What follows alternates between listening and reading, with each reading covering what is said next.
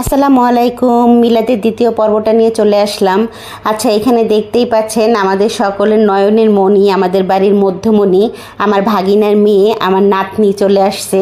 ও আর কি এতদিন ওর নানু বাড়িতে ছিল, যেহেতু আমার ভাগিনা বউয়ের এক্সাম চলতেছিল, তাই জন্য আর কি ওরা মিলাদের মিলাদকে উপলক্ষ করে আর কি বাড়িতে আসছে। আচ্ছা, যাই হোক, আর আমার নাতনিকে দেখে কিন্তু অবশ্যই আপনারা সবাই মাশাল্লাহ বলবেন।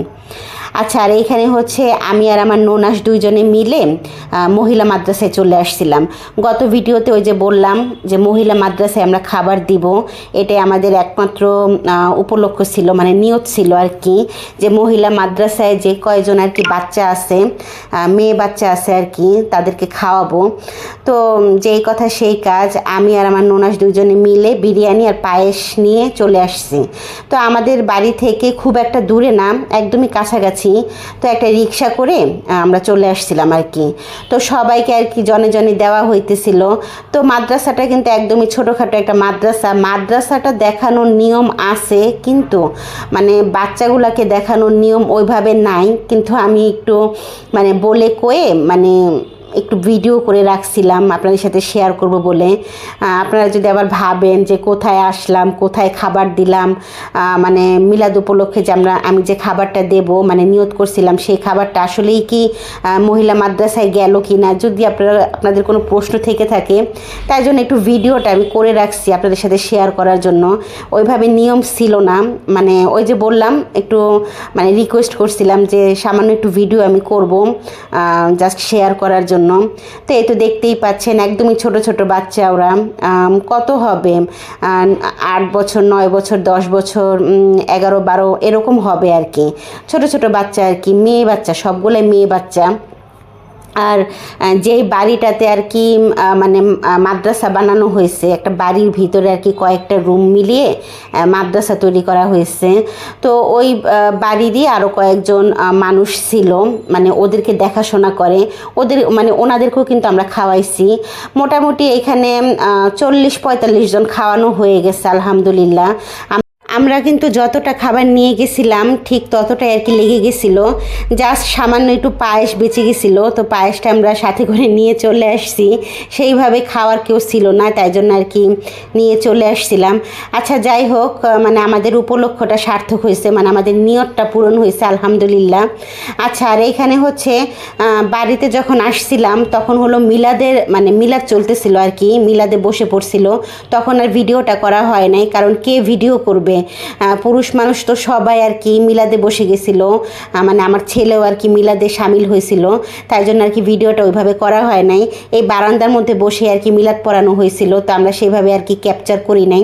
আচ্ছা, যাই হোক, সেটা কোনো বিষয় না, অত কিছু তো আর শেয়ার করা সম্ভব হয় না, তাই না?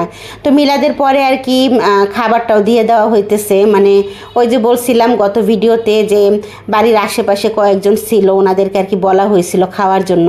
তো সবাই আর কি মোটামুটি চলে আসছে, তো ওনাদেরকে আর কি খাবার পরিবেশন করা হইতেছিল। আর একদমই গরিব অসহায় কিছু মানুষকে বলা হয়েছিল, আমাদের বাড়ির আশেপাশে আছে একদমই অসহায় গরিব, ওনাদেরকে বলা হয়েছিল।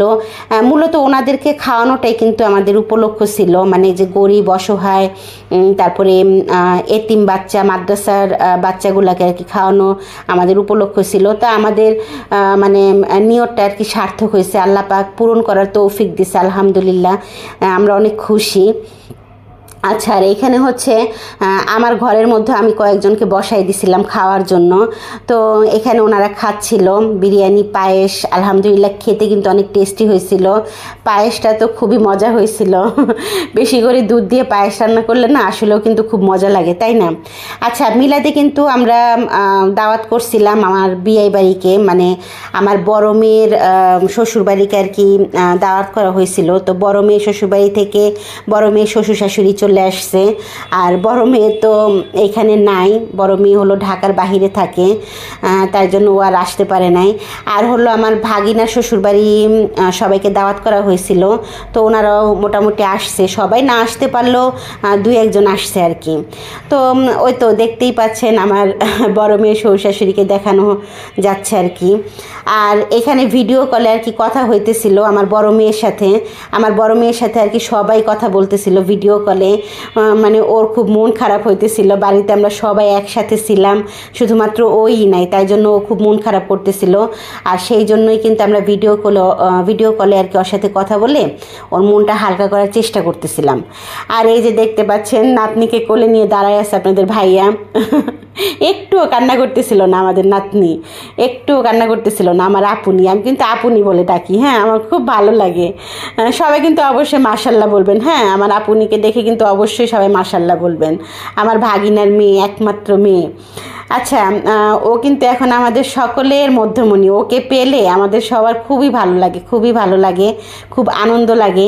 আর ওকে দেখলেই খালি আদর করতে ইচ্ছা করে, এরকম একটা অবস্থা। এক ফোঁটা কান্নাকাটি কোনো কিছুই করতেছিল না, শুধু হাসতেছিল আর খুব হাসতেছিল। আমাকে কতদিন পরে দেখছে, তারপরেও কিন্তু এক ফোঁটাও কান্নাকাটি করতেছে না, ভয় পাইতেছে না। মানে সব বাচ্চারা কিন্তু এরকম হয় না, তাই না? আচ্ছা যাই হোক, ওর তো যাওয়ার সময় হয়ে গেছে, ও চলে যাবে, ওর নানু বাড়িতে আর কি চলে যাবে। তো সন্ধ্যা হওয়ার আগে আর কি ওদেরকে বিদায় দিতেছিলাম আর কি। একটা অটো ঠিক করে দিছে আমার দুলাভাই। তো ওরা হলো চলে যাবে এখন। মানে আমার ভাগিনা বউ আসছিল আর ভাগিনার শাশুড়ি আসছিল, আর হলো দেখতেই পাচ্ছেন আমার ভাগিনার মেয়েকে। তো ওরা হলো এখন সবাই চলে যাবে, যেহেতু ছোট বাচ্চা, সন্ধ্যা হয়ে গেলে একটু সমস্যা আছে। আর হলো শীতের দিন যেহেতু বুঝতেই পারতেছেন, একটু আগে ভাগে চলে গেলেই বেশি ভালো হয় আর কি।